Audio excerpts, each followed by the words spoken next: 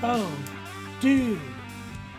What in the heck is that? What's up, guys? Readiness Rations here with you again. And in today's video, I'm going to be eating some old school military ration food. This is a full case of U.S. military C-Rations, the Mil Combat Individual, or MCI for short. The MCI predates the MRE in American military service, and at this point, these rations are all more than 40 years old. I'm extremely excited to try out some of this historical food that's literally older than I am. But before we get into it, just a reminder to thumbs up the video if you like seeing this military ration review content here on YouTube. Subscribe to the channel so you don't miss any of my future videos, and let me know down in the comments what ration you would like to see me review next, whether it be old or new. Now let's see what the meal ready to eat was like before the MRE. This is a case of Mil Combat Individual, and it was packaged August 1980, meaning that these meals will be 44 years old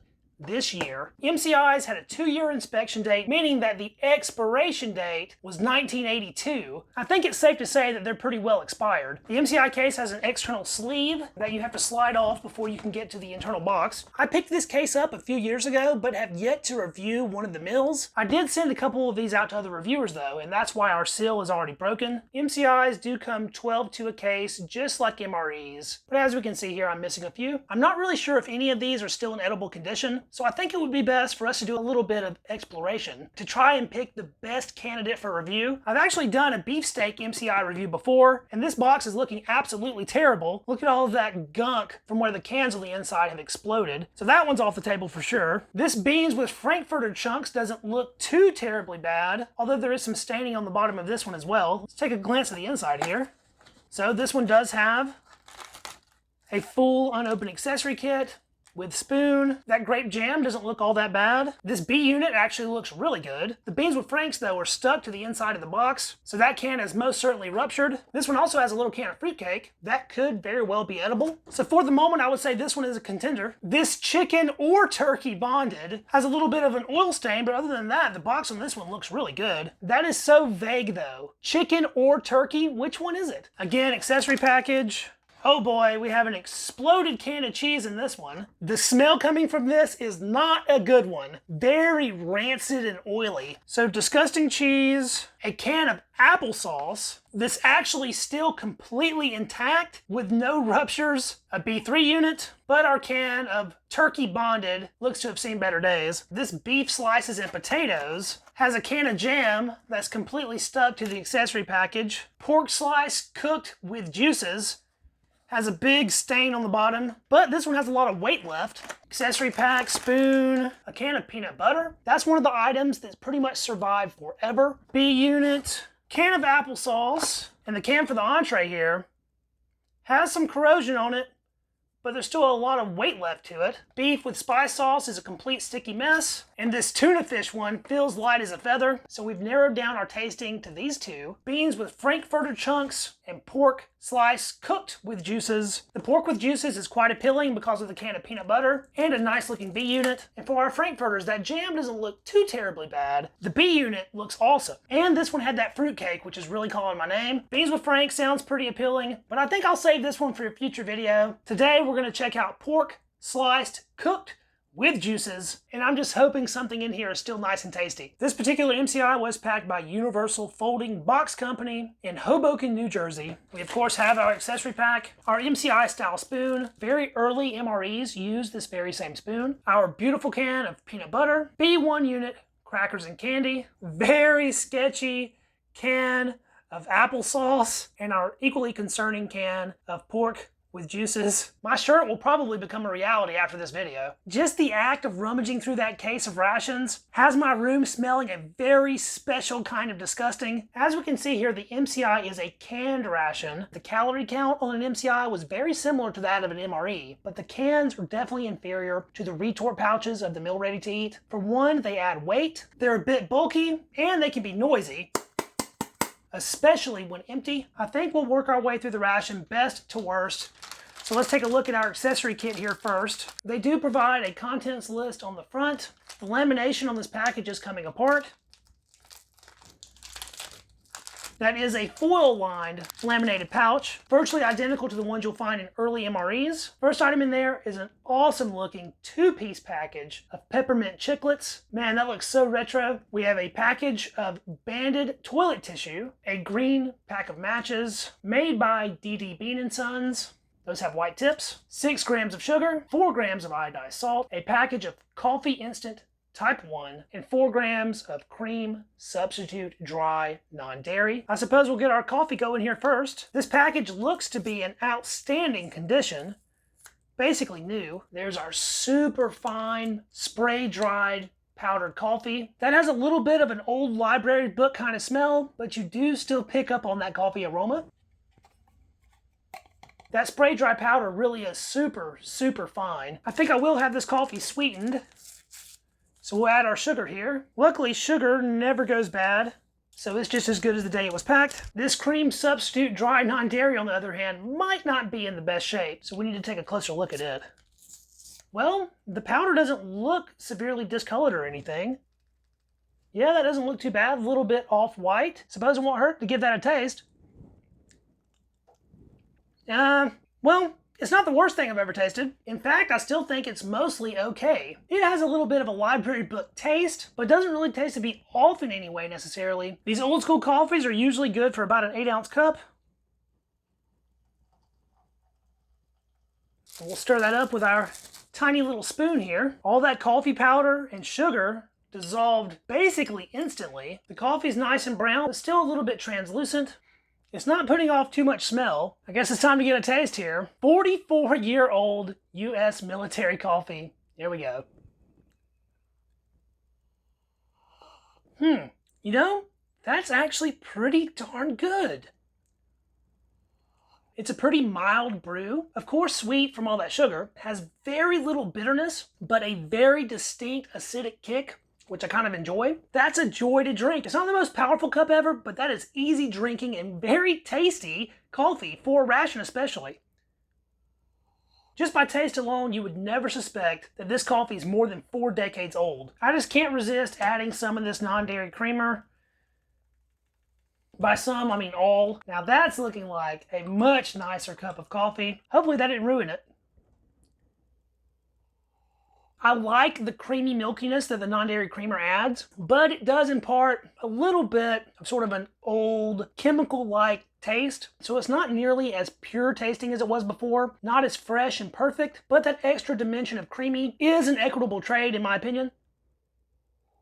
I don't think that'll make me sick, but I suppose I won't know till later. Time to get into some of the food. So this B1 unit, this dated 8/1980, contains crackers and candy. The B in B unit stands for bread. MCIs were issued with can openers. This is a reproduction P38, but I also have this original Shelby Co. P51 can opener. So let's crack into our B unit here. Oh yeah. These larger P51s make quick work of these MCI cans. Notice I'm opening the can from the bottom here because I want to preserve the top for collecting reasons. Edges of the can are very sharp and jagged. We have a little paper spacer / protector there. And there's our first glance at one of our crackers. 4 crackers in total. They look to be in perfect condition. And we can very visibly see some salt on the outside there. There's another little rim of paper protection on the inside of the can.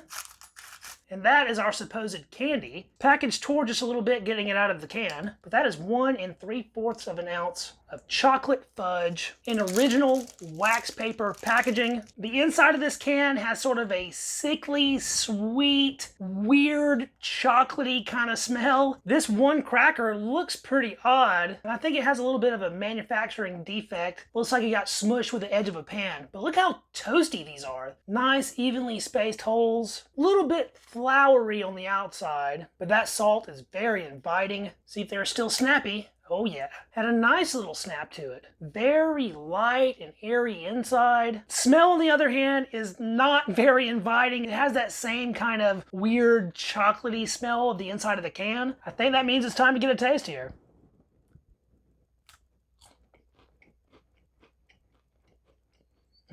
That's weird. It doesn't lack for freshness, but the flavor on this is super odd.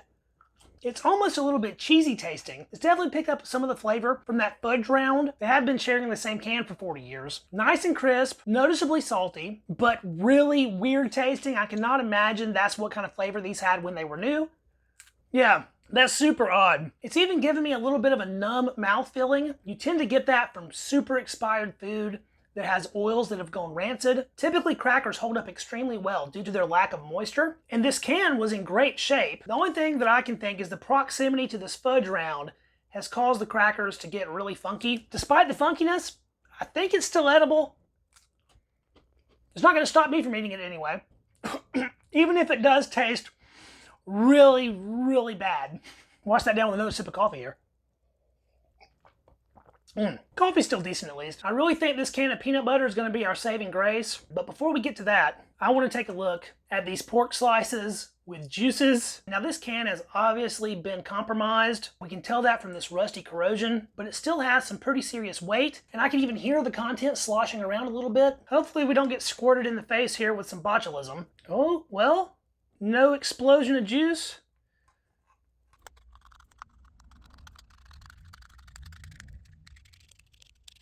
Oh my goodness.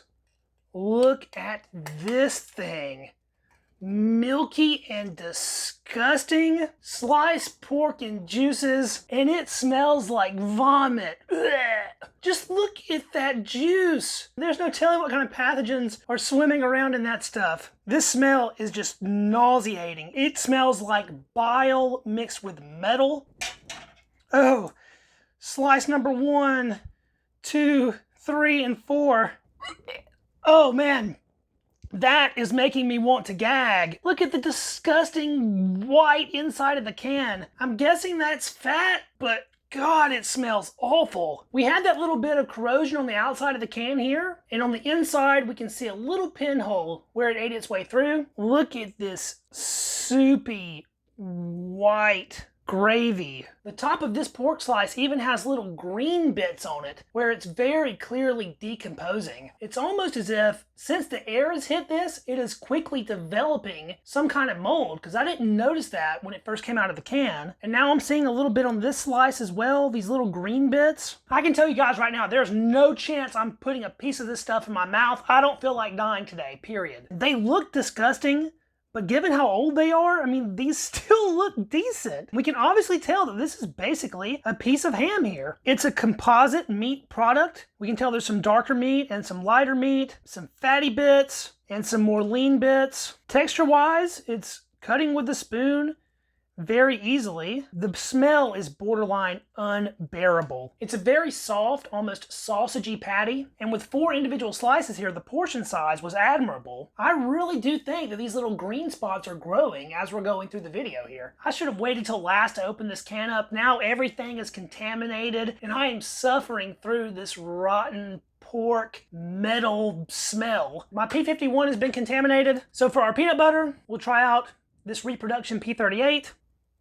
Well, it's oily, that's for sure. I've heard that these peanut butter tins were actually used as makeshift candles in the field. Soldiers would split the top, stick a wick down in there, and apparently that peanut oil would burn for a good long while.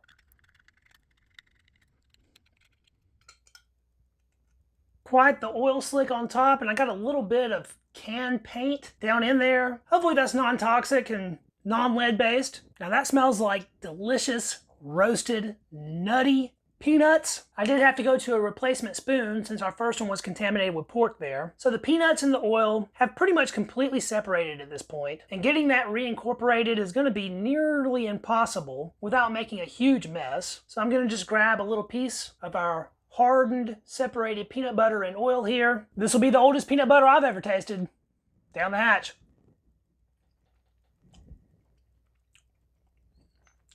Holy crap! I knew that peanut butter basically lasts forever. I did not know that this peanut butter was going to be freaking delicious. It is super nutty and toasty with almost no sweetness. Very savory. It was a little bit dry since the oil has separated, but flavor-wise, this is in line with the very best fancy natural peanut butter I have ever encountered. Man, that is a treat. Not just good. absolutely delicious. So tasty, in fact, that I've almost forgot about the wretched smell of this disgusting pork. Peanut butter's best friend has traditionally been cracker, so we'll pair these two up, even though the cracker doesn't taste the best by itself. Maybe the addition of the peanut butter here will make it a little more bearable. More bearable maybe, but that really nasty tasting sort of rancid cracker really ruins the experience of that delicious peanut butter. So in this case, I think they're much better separate. Time to kill off our coffee here. Good to the last drop. All right, one last item to get into here. The applesauce. 8.5 ounces, probably teeming with botulism. When eating old food, canned fruit is one of the more dangerous things you can encounter, but this can really does seem to be in nice shape. Let's crack into it.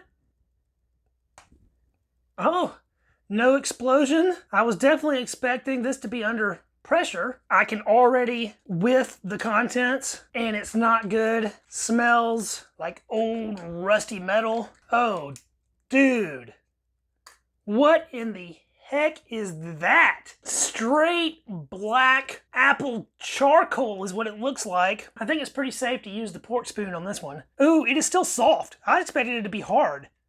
Ooh, what the heck? It is straight black gunk, but still mushy and moist. Oh my goodness. I've never seen anything like this before in my life. It's like potting soil in texture, moist and dark like compost. I suppose that's basically what it's become at this point. It smells disgusting. I'm not getting any aroma of fruit whatsoever. This is a huge serving size, by the way. It just smells rusty and gross. It is a mountain of disgusting applesauce. The inside of this can is corroded and nasty in every way. A pitch black hole of botulism. I think it's pretty safe to say that this is no longer even close to being edible. I'm just surprised that it still has the amount of moisture that it does.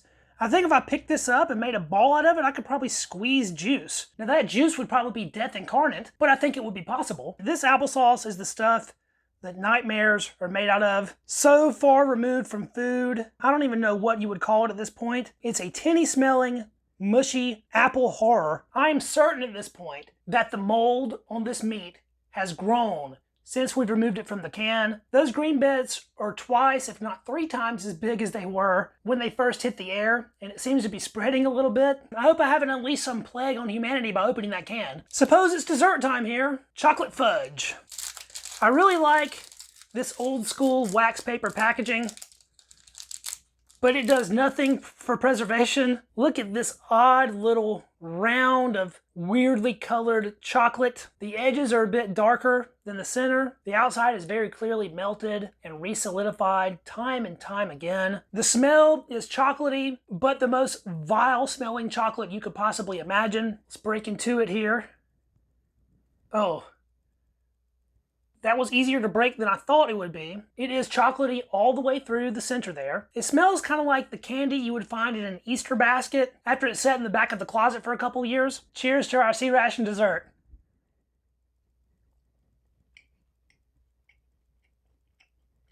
It's not as bad as I thought it would be. Is it good? Far from it. I don't think anybody would describe this as good. But is it edible? Pretty close to it. It tastes similar to the cheapest, worst, waxy chocolate. It's actually coating the inside of my mouth with a waxy film, and I am getting a little bit of numbness. So despite the flavor not being completely repulsive, I doubt this is something fit for human consumption. I definitely think that our crackers here absorb some of the flavor that this chocolate has. It's a little bit spicy. It's kind of burning my mouth a little bit. That's a sign that something is well past its best by date. The more I'm eating it, the more I hate it. But you know, chocolate and peanut butter are a pretty classic combo. And I feel like I would be doing this ration a disservice if I didn't at least give it a shot here. So with a little bit of peanut butter on the chocolate, let's try them together. Absolutely not. I don't know how, but the peanut butter has actually made it worse. The aftertaste isn't quite as bad, but on the front end, that was super gross. Let's strike a match here to see if we can dissipate some of this disgusting aroma. My wife is going to be home from work soon and really don't want the house smelling like this. That lit up just perfectly, and the smell is definitely a positive. If this applesauce had a little less moisture, That might have been a fire hazard tossing that match in it. This little pack of chiclets is so perfect. I hate to open it up, but I need to get that chocolate flavor out of my mouth. So there's our little 2-pack of peppermint chiclets. Those look outstandingly perfect. Let's see how they taste. It wasn't even that hard to bite into. Decently soft, candy shell, gum-based center, and really pleasant peppermint taste. The flavor of chiclets don't last all that long, but what flavor those do have is really great and a great way to finish out this meal. That was our 1980s Meal Combat Individual. The very last year these rations were packaged before being replaced by the MRE. Although there was very little that was edible, I'm still surprised by how well some of these items held up. If I end up getting sick, I'll report back with a short. But for now, don't forget to thumbs up the video if you like seeing these military ration reviews here on YouTube. Subscribe to the channel so you don't miss any of my future content, both old and new. Drop me a comment letting me know what you thought about the review, and I will catch you guys in the next video. See you then. Peace.